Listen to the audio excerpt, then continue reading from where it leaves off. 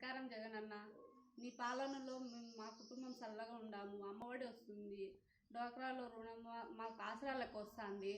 మేము అన్నిట్లో ముందుంటున్నాము. మాకు ఎప్పటికీ నువ్వే కావాలా జగనన్న, నువ్వే రావాలి.